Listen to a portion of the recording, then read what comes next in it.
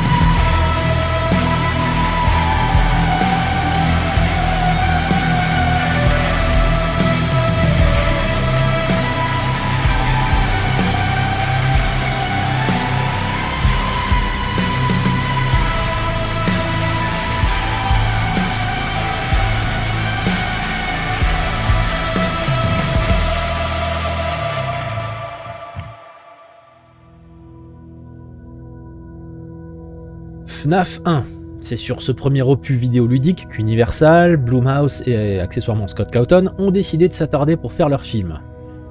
Même si le premier FNAF n'est pas le premier dans la timeline des jeux, pour en faire un film, il y a quand même un énorme potentiel parce que son histoire dissimulée est suffisamment intéressante. Et j'étais content de voir qu'ils n'ont pas cédé à la facilité tout de suite de partir dans des délires rocambolesques amenés par les livres ou par les jeux post-Sister Location. Pour cette vidéo, je vais essayer d'avoir deux niveaux de lecture. Le premier, évidemment, a été de me placer en tant que fan de FNAF, ce que je reste au fond de mon âme, malgré ce que certains peuvent penser. Mais pas besoin d'être un geek fan de la licence pour aller dans un cinéma. Donc, comme FNAF ayant une renommée mondiale, il a fallu aussi se placer à ce niveau-là. Est-ce que un non-initié à la licence FNAF percevrait le film si différemment que ça ? Quand je vois les critiques à base de moyennes de notes en ligne qui opposent la critique professionnelle du cinéma et le public, on pourrait penser que ces deux niveaux de lecture sont un peu le reflet de cette ignorance de l'univers qui amène un tel écart entre les notes. OMG Jay fait du FNAF. Mais je pense finalement que c'est un poil plus complexe que ça. On va commencer par le plus simple. FNAF le film, ça vaut quoi pour un fan ?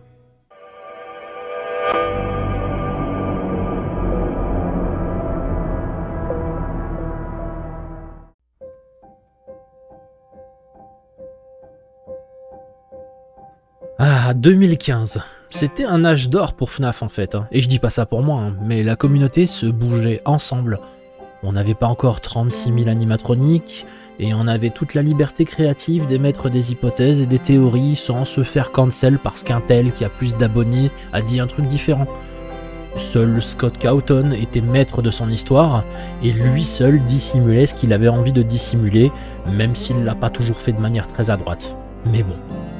On se réjouissait que les jeux s'enchaînent relativement vite, parce que chaque opus apportait un peu plus de contexte et de consistance à la maigre histoire qu'on essayait de rassembler au gré des indices. Mais quel rapport avec le film en fait ? La nostalgie, tout simplement.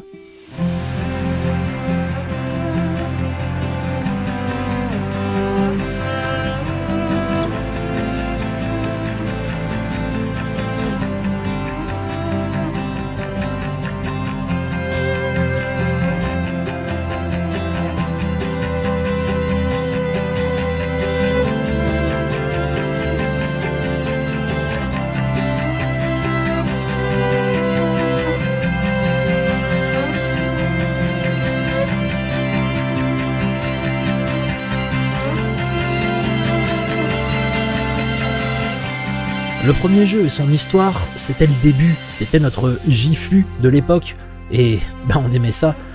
J'aime pas utiliser le terme de fanservice ici, c'est un peu trop péjoratif, mais ici, enfin dans le film, on n'a pas affaire à ce fanservice de lourdingue qui te fait souffler du nez avec un rictus et puis qui finalement te fait soupirer d'exaspération plus tu avances dans le film. Non, là on a de vraies références au jeu, mais des références qui servent également au bon déroulement de l'histoire, voire même des mécaniques de jeu qui sont utiles dans le film. C'est simple, on a l'impression d'y être. Là, ce foutu puzzle qu'on a mis tant de temps à reconstruire pièce par pièce, on est en train de le regarder dans son ensemble.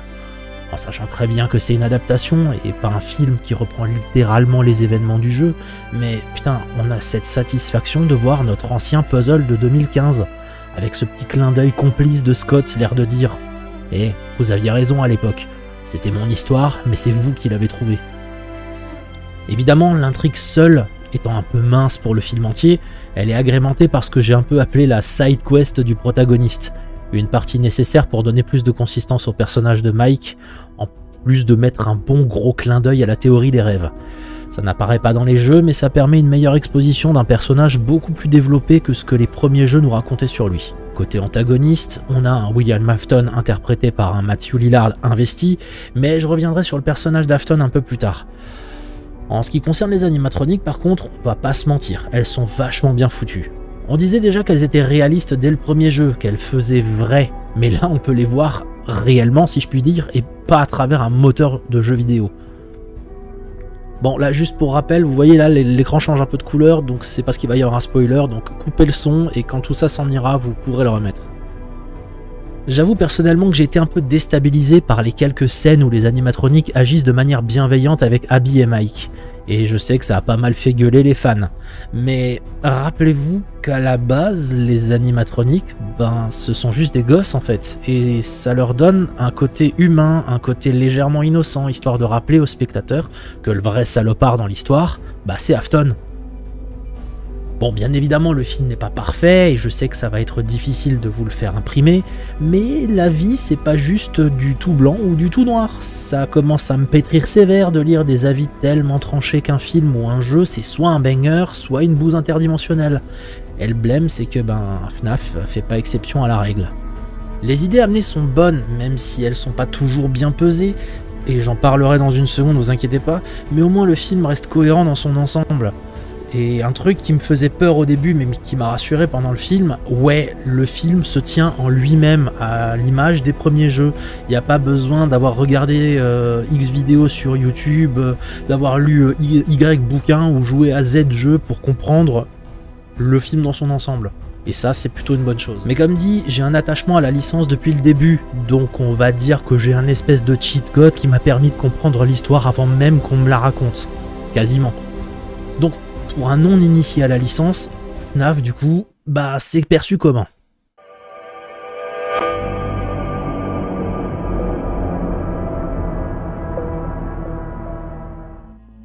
Bon, je vais trancher dans le vif. C'est pas un véritable film d'horreur comme beaucoup de gens le conçoivent, mais je vais développer le cheminement de pensée tout de suite. Il faut juste rappeler que tout a été mis en œuvre pour que le film soit classé PG-13, ce qui équivaut à interdit au moins de 12 ans sur le sol français. Et oui, c'était voulu par la production. Oui, si le film avait été classé R aux États-Unis, c'est-à-dire interdit au moins de 16 ans chez nous en France, ils auraient perdu 70% de la fanbase dans les salles. Non Jean-Eudes, on en a déjà discuté, tu n'iras pas voir ce film, tu n'as pas l'âge, tu n'as que 15 ans. Bon allez, retourne lancer des roquettes sur les passants dans GTA. Bon, plus sérieusement, une des raisons pour lesquelles une bonne partie de la critique négative s'est dressée, c'est contre ce PG-13. C'est juste qu'on a tout simplement plus l'habitude d'avoir cette restriction. On est trop habitué à la classification R qui est devenue une norme quasi minimale pour prétendre être un film d'horreur. Donc il faut vraiment qu'on se mette dans l'état d'esprit où ce film adapte son côté horrifique pour les jeunes adolescents et pas pour les adultes en quête de sensations fortes. J'ai vu pas mal de gens qui comparaient le film à Saw 10, parce qu'ils sont actuellement tous les deux en salle, en termes d'intensité horrifique. Et franchement, ça m'a vraiment fait de la peine de voir qu'on cherche encore et toujours le moindre argument fallacieux pour décrédibiliser FNAF. En plus de mélanger les genres horrifiques, hein, parce que comparer Saw à FNAF, c'est comme comparer une Lamborghini à une 2 chevaux et critiquer la 2 chevaux parce qu'elle n'arrive pas à rouler aussi vite que la Lamborghini. Hein. D'autant plus que FNAF n'a absolument rien d'un slasher ou d'un torture porn, même s'il l'a quand même un petit peu insinué dans ses trailers. Et bah c'est peut-être là l'erreur en fait, hein, tout simplement. Une mauvaise attente, une mauvaise hype, parce que le trailer était un peu trop aguicheur pour les mauvaises raisons.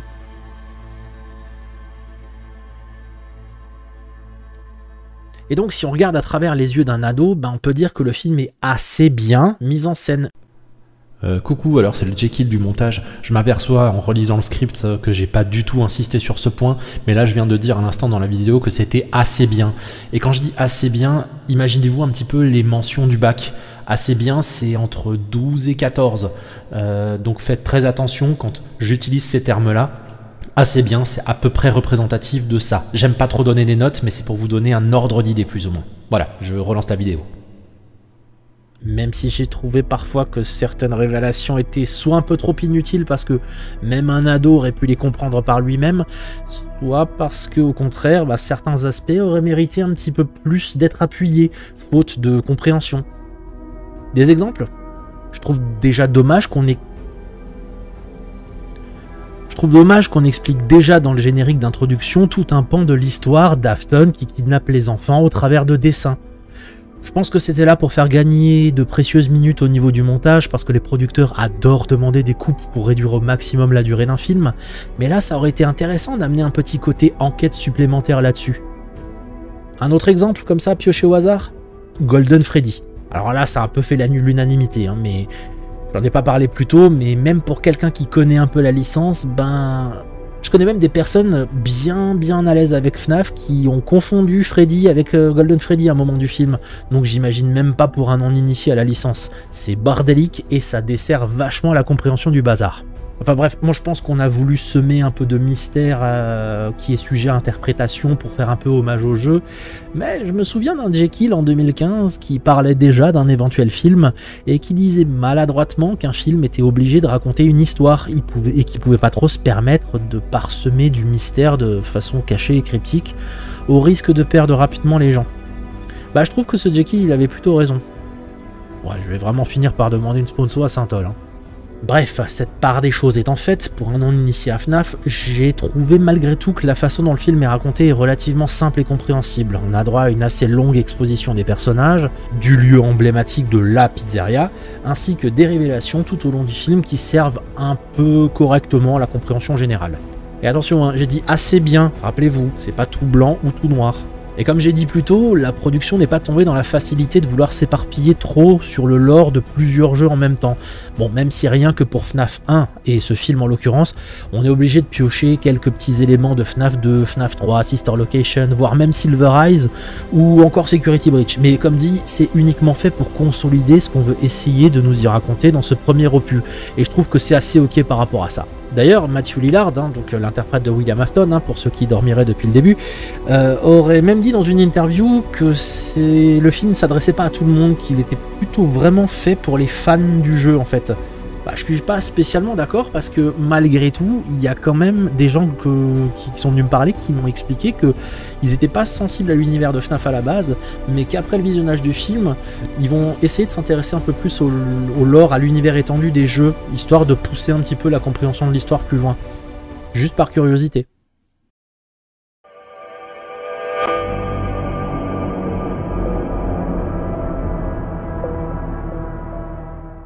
Alors attention, je vais le rappeler une énième fois, c'est pas parce que je vais mettre en lumière des choses que je considère comme étant des erreurs sur le film que je suis nécessairement en train de dégueuler dessus. J'essaye simplement de comprendre pourquoi les avis divergent autant, et donc je préfère insister sur les choses qui vont pas, plutôt que sur les choses qui ont généralement plu. Donc si jamais il y a des fans hardcore qui passent par là, vous posez ce clavier tout de suite et vous écoutez mon argument jusqu'à la fin. Je parlais à l'instant de la com qui était faite sur le film, et franchement, ben c'est là que certaines choses ont vraiment commencé à m'échapper pendant que je le regardais. La première chose qui me vient à l'esprit, La première chose qui me vient à l'esprit, c'est cette espèce de dissonance entre le côté extrêmement glauque de l'histoire des jeux et cet acharnement à avoir voulu mettre ce PG-13. FNAF, c'est une histoire sale, c'est une histoire malsaine, parfois même gore, et les limites de ce qu'un PG-13 peut montrer ou sous-entendre s'atteignent extrêmement vite. L'exemple le plus flagrant arrive dès le début, dans la scène du gardien qui se fait tuer. Même si je ne demandais pas spécialement à voir une séquence gore, le plan où le masque est censé lui déchiqueter le visage enchaîne directement sur le générique d'ouverture du film. On aurait pu au moins entendre, je sais pas, un cri un peu crade ou un bruit de viande qui se fait charcuter, mais non. Je veux dire, dans les jeux, on a quand même une ambiance beaucoup moins lisse que ça, et c'est que mon avis, mais ça crée un gap entre le côté horrible de l'histoire et un résultat de mise en scène vachement timide quand il s'agit de susciter la peur. Beaucoup de gens me disent que le PG-13 dessert complètement le film, et à ça je suis d'accord. Mais n'oubliez pas, c'est pas juste un développeur indé qui a fait le film, c'est un studio de cinéma et une boîte de production. Et la fin justifiant les moyens, le PG-13 il dessert peut-être le film, mais il a servi le portefeuille dans le cas de FNAF. On parle quand même d'un film qui a eu 20 millions de dollars de budget, et son retour sur investissement a été dépassé de plus de 12 fois à l'heure où j'écris ces lignes. D'un côté, on a des mecs qui n'ont pas eu un budget de malade, mais d'un autre, ils ont quand même pas mal rempli les caisses de leurs investisseurs. Si j'étais un peu complotiste, je pourrais même dire que ce premier film, c'était un peu comme un proof of concept destiné à Universal, histoire de les faire signer sans broncher toute une saga. Mais bon, je digresse. Autre point qui m'a littéralement fait arrêter de sourire comme un fan imbécile, et écoutez-moi jusqu'au bout, c'est le caméo de MatPat. Ce youtubeur est certes extrêmement connu et investi sur la licence FNAF, et je respecte la carrière qu'il a dans le milieu, bien sûr, mais je trouve ça très mal joué de l'avoir choisi pour faire une apparition. Je m'explique. Maintenant que le film est sorti, beaucoup de gens vont se ruer sur la playlist de vidéos Game Theory. Et objectivement, si en 2023, vous regardez ces vidéos, c'est le meilleur moyen de vous faire un claquage cérébral. On parle quand même d'un mec qui a dit de tout et son contraire sur les théories faites sur les jeux, retournant plusieurs fois sa veste pour que ces théories collent à l'ensemble au gré des jeux sortis, qui a même eu la réputation de faire ces vidéos de théories dont Scott s'inspirait pour continuer sa franchise alors qu'ils se contredisaient l'un l'autre. Bref.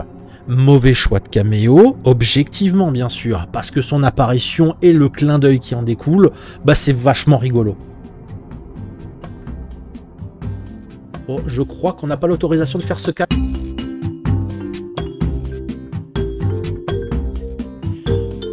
Le célébrissime youtubeur Markiplier était censé faire un caméo également, mais le vidéaste étant déjà pris sur son propre tournage du film basé sur un autre jeu indépendant, Iron Lung, et les créneaux de tournage de FNAF étant très serrés, il n'a pas pu être présent, et a donc été remplacé par un comédien pour donner la scène que vous connaissez si vous avez vu le film.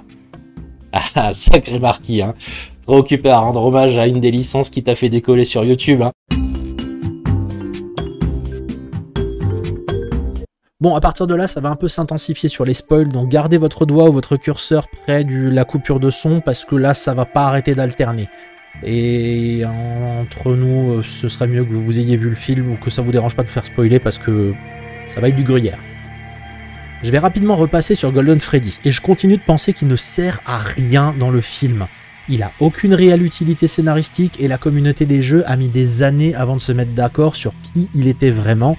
Donc c'est pas en 110 minutes de film qu'on peut le poser là et le rendre compréhensible dans ses enjeux et son objectif en tant que personnage de l'histoire. Mais la plus grosse douille selon moi, c'est Vanessa.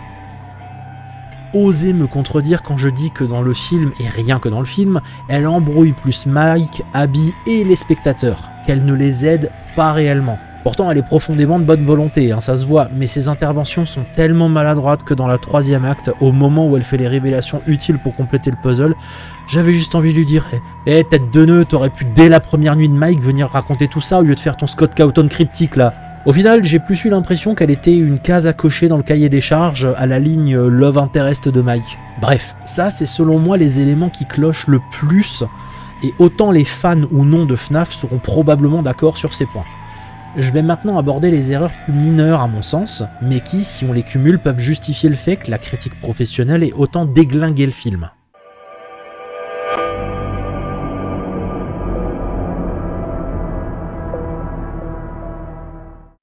Bon, j'ai déjà abordé le point plus haut, je soupçonne comme d'habitude le film d'avoir souffert de plusieurs scènes coupées pour rentrer dans un format inférieur à 2 heures. Et la première chose qui m'a énormément frappé, c'est l'absence de William Afton pendant tout le deuxième acte du film. Pour recontextualiser le bidule, William Afton, ou le mec au téléphone, ou le mec en violet, ou Phone Guy, ou Purple Guy, ou Jean-Michel Halo, bah c'est juste LE personnage le plus important de la licence, et c'est un peu le levier et le pivot de toute l'histoire des FNAF.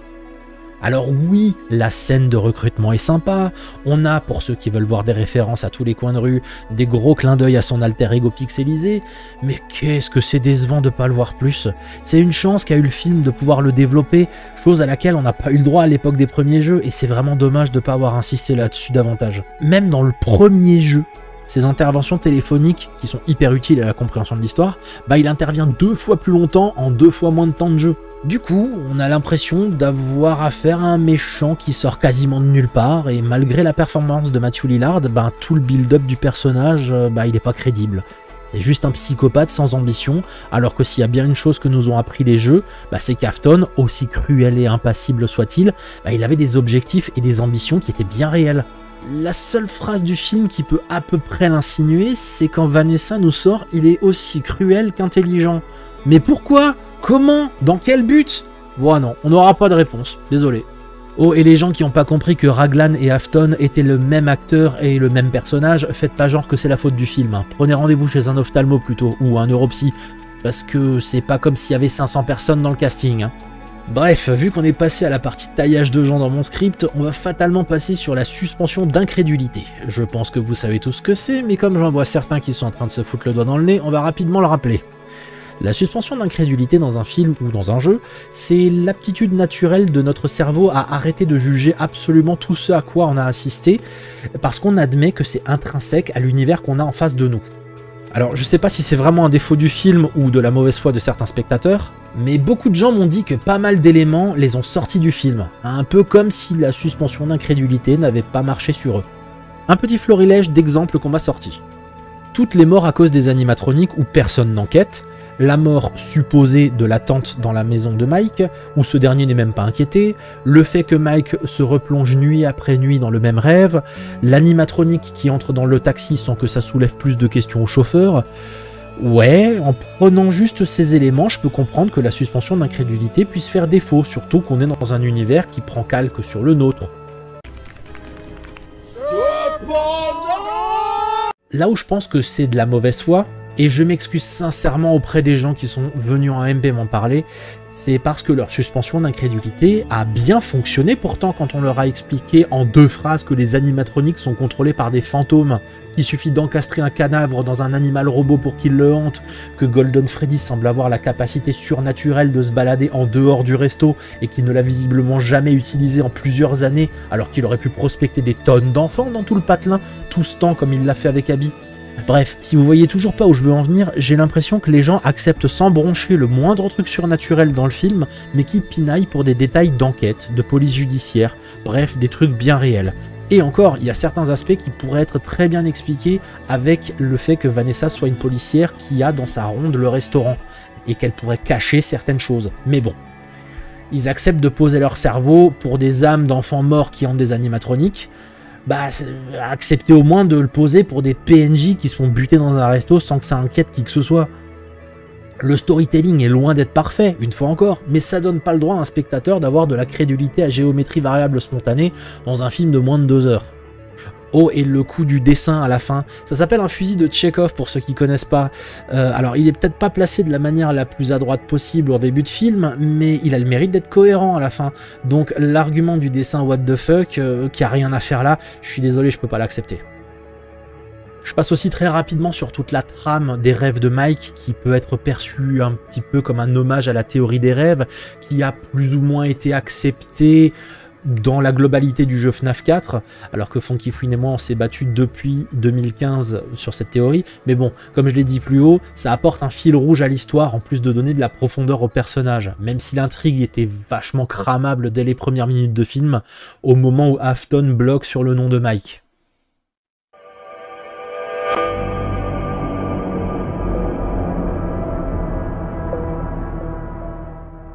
Le monde n'est pas tout noir ou tout blanc.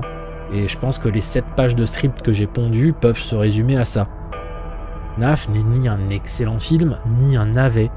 Il a un passif de presque 10 ans de jeux vidéo, au storytelling assez compliqué, qui à la base ont été créés par un développeur indépendant qui était désespéré.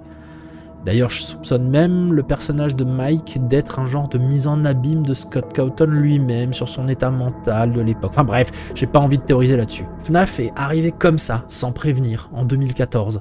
Ça n'avait pas la prétention de vouloir prendre l'ampleur que ça a fini par prendre. Et même si la communication autour du film est obligée de vous vendre du rêve, FNAF n'a pas la prétention d'être le prochain film de Ridley Scott. Il a une histoire glauque à raconter et les contraintes qui ont été mises en place font que le film n'a pas plu à tout le monde. Mais ça reste un des rares films adaptés de jeux vidéo qui a fait une quasi-unanimité au sein de sa communauté vidéoludique.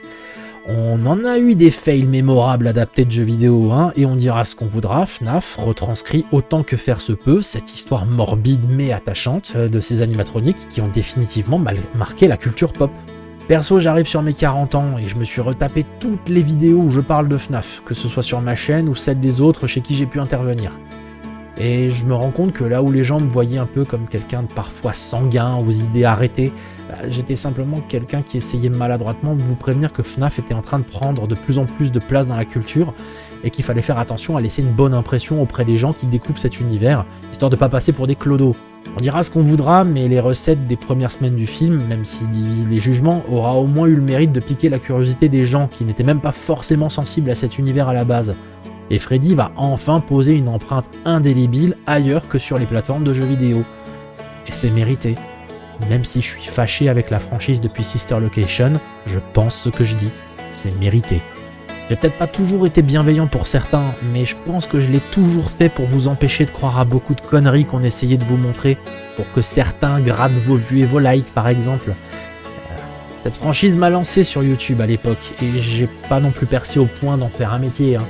Mais d'avoir pu bâtir une communauté grâce à FNAF, une communauté qui est toujours un petit peu sur mon Discord, hein, bah c'était quelque chose de mémorable, et je garde d'excellents souvenirs. Ils sont quand même beaucoup remontés ces derniers jours, jusqu'à me mettre un peu de poussière dans l'œil.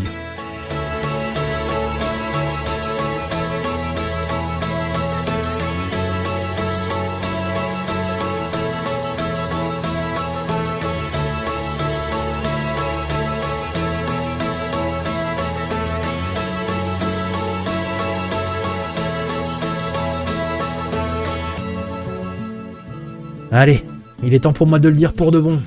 FNAF c'était cool, mais c'est plus pour moi. Merci à toutes celles et ceux qui ont été là à un moment de cette aventure. Je ferme ce livre une bonne fois pour toutes, mais je le ferme apaisé de le faire sur une note légère. Tout ce que j'ai vécu, c'est grâce à vous, et je regrette aucune nuit blanche, aucune minute à me prendre la tête, à monter mes vidéos ou écrire mes scripts pour vous. Ne sous-estimez jamais votre force de bienveillance. Portez-vous bien, et... ouais, je sais, j'ai abusé de l'OST d'Outer Wilds, mais jouez-y si c'est toujours pas fait.